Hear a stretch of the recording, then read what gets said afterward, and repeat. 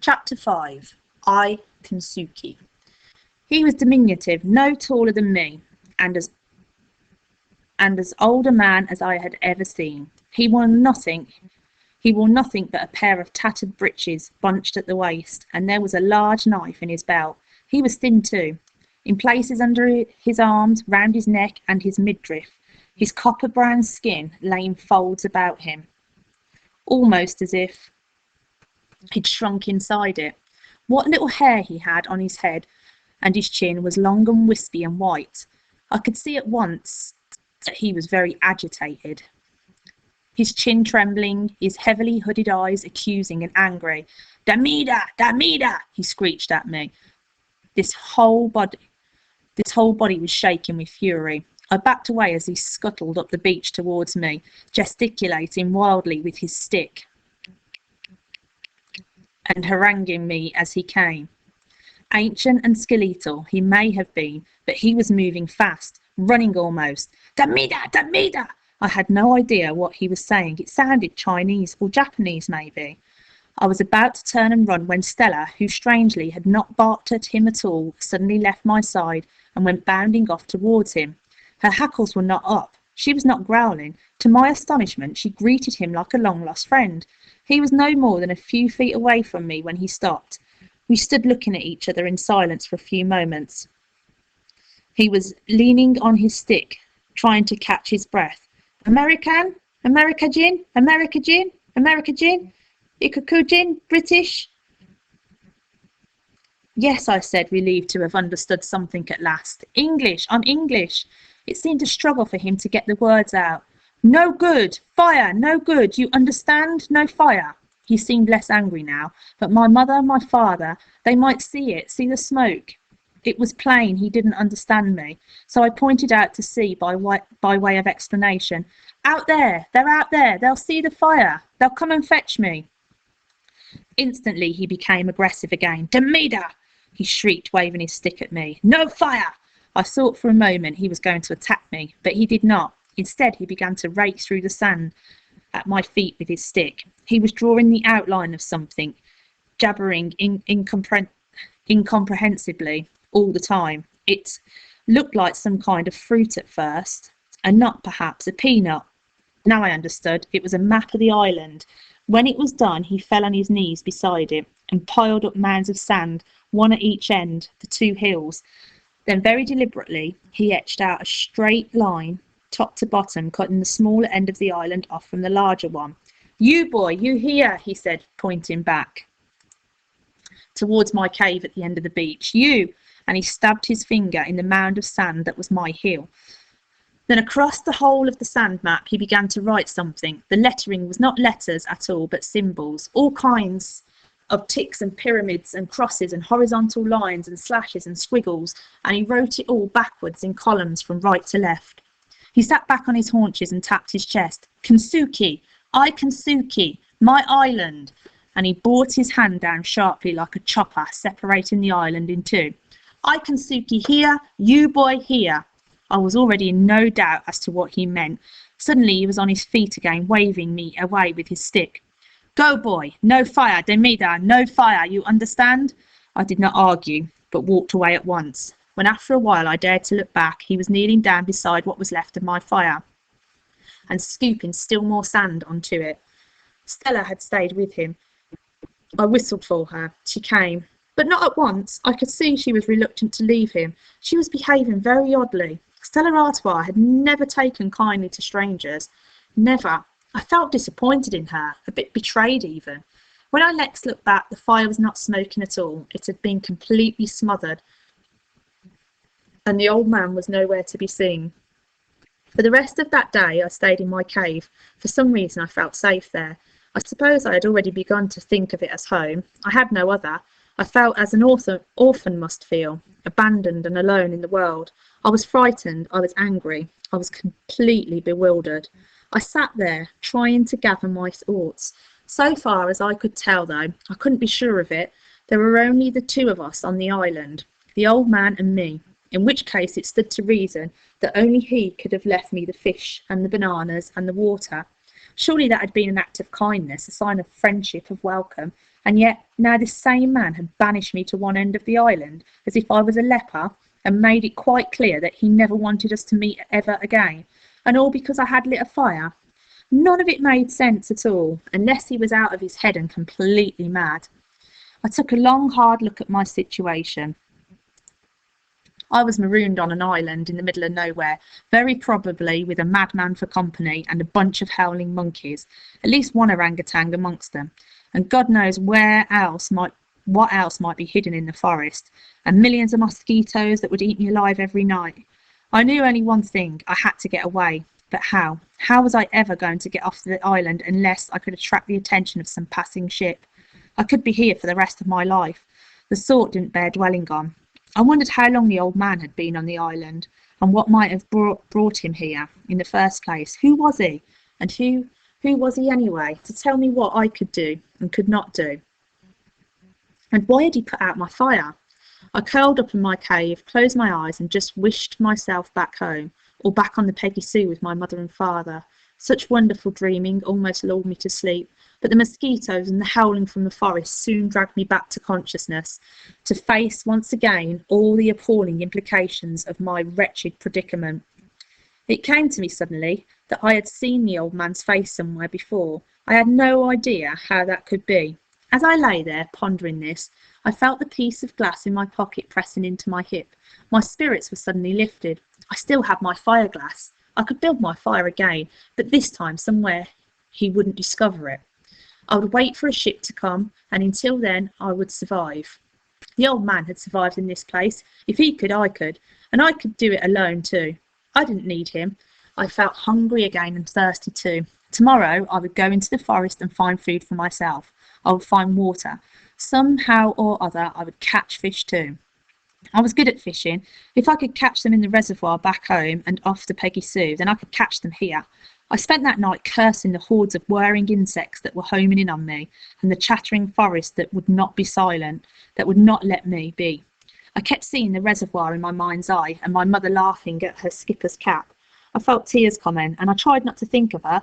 I thought of the old man. I was still trying to remember what he had said his name was when I fell asleep.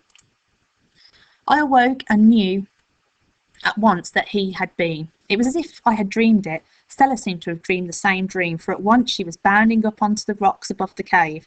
She found what she clearly expected to be there, her bowl of water full again, and there too, high on the shelf of rock behind her, was the same upturned tin, my water bowl beside it, just as it had been the morning before. I knew it would be full, and I knew as I lifted aside the tin that the food would be there again. As I sat there cross-legged on the rock, chewing ravenously on my fish and throwing pieces down for Stella to catch, I realised exactly what he meant to imply by this. We were not friends. We would not be friends. But he would keep me alive, keep Stella alive, but only so long as I lived by his rules. I had to keep to my end of the island, and I must never light fires. It was all quite clear. With any real hope of immediate rescue diminishing day by day, I became more and more resigned. I knew I had no choice but to accept his terms and go along with his regime. For the moment, he had now marked out a frontier, a boundary line in the sand, from the forest down to the sea on both sides of the island, and he renewed it frequently, as often as it needed to be. Stella strayed over it, of course. I couldn't prevent her, but I did not. It wasn't worth it. In spite of the animosity I had seen in his eyes and that huge knife in his belt, I didn't really think he would even ever hurt me. But I was frightened by him, and because of that, and because I had too much to lose, I did not want to confront him. After all, he was providing us every day with all the food and water we needed. I was beginning to find some edible fruit for myself. In particular, a prickly shelled fruit. Rambutan, I later discovered. It was delicious, but I could never find enough, and besides, Stella would not eat it. I found the occasional coconut still intact, but often both the milk and flesh were foul. Once or twice I even tried climbing for them, but they were always too high, and I very soon gave up. I tried fishing in the shallows, fashioning a crude spear, a long stick I had sharpened on a rock, but I was always too slow in my strike. There was often plenty of fish, but they were too small and too fast. So like it or not, we still very much needed the daily ration of fish and fruits and water the old man was bringing us. I had searched my end of the island for fresh water, but could find none. I thought often of trespassing into the old man's part of the forest to look for it, but I dared not. For the most part, I kept close to the forest tracks. It wasn't only the old man's laws, nor the howling of the monkeys, which I came to understand as a warning, that prevented me from venturing into his side of the island. It was the orangutan too. He had seemed placid enough, but I had no idea how he or his friends might react if they found me in their territory. I kept wondering, too, what other creatures might lurk unseen, waiting to ambush me in the dark damp of the forest. If the constant jungle talk was anything to go by, the place was crawling with all sorts of dreadful creatures. Just the thought of the orangutan and the terrors of the unknown in the forest were quite enough to deter me, enough to stifle both my curiosity and my courage. So I kept largely to my beach, my cave, and the forest track up to my hilltop. From high on my hill, I did catch distant glimpses of the old man, often in the mornings. I could see him spearfishing in the shallows, sometimes alone, but often accompanied by a group of orangutans who sat on the beach and watched him. 14 or 15 of them I counted once. Occasionally he would be carrying one of the young ones on his back when he moved amongst them. It seemed almost as if he was one of them. Time and again I tried to stay awake until the old man came with the food at night, but I never managed it. I never even heard him, not once, but every morning the water would be there, the fish too. It often tasted smoky these days, which I liked better. The fruit would not always be the same. Much of it was strangely scented, and not at all to my liking. I ate it anyway. Besides bananas and coconut and berries, he would leave me breadfruit or jackfruit. At the time, of course, I had no idea what they were. I ate everything, but not so greedily now. I would try to save some of the fruit for an evening meal, but I could never bring myself to save the red bananas. They were just too delicious not to eat all at once. My recurring nightmare was the mosquitoes. At night, from dusk onwards, they searched me out, buzzed in on me, and ate me alive. There was no hiding place. My nights were one long torture, and in the morning I would scratch myself raw in places. Some of the bites, particularly on my legs, had now swelled up and become suppurating red sores. I found relief from them only by dunking myself often in the cool of the sea. I tried sleeping in another cave, deeper and darker, but it smelled dreadful. Once I had discovered it was full of bats, I left at once. Wherever I slept, the mosquitoes found me out soon enough. It got so that I dreaded the coming of every night. I cried out loud in my misery as I swiped and flailed at them. I longed for the mornings, for the cool of the sea and the cool of the wind on my hilltop. Here I would spend the greater part of my day, sitting on the very summit, looking out to sea and hoping, sometimes even praying too, for the sight of a ship. I would close my eyes tight shut and pray for as long as I could, and then open them again. Every time I did it, I really believed there was a chance my prayers would be answered, that this time I would open my eyes and see the Peggy Sue sailing back to rescue me. But always the great wide ocean was empty. The line of the horizon quite uninterrupted. I was always disappointed, of course, often dejected, but not yet completely despondent, not in those early weeks. I had severe problems too with sunburn. I had learned rather late that I should keep all my clothes on all the time, and I made myself a hat to keep the sun off my face and my neck.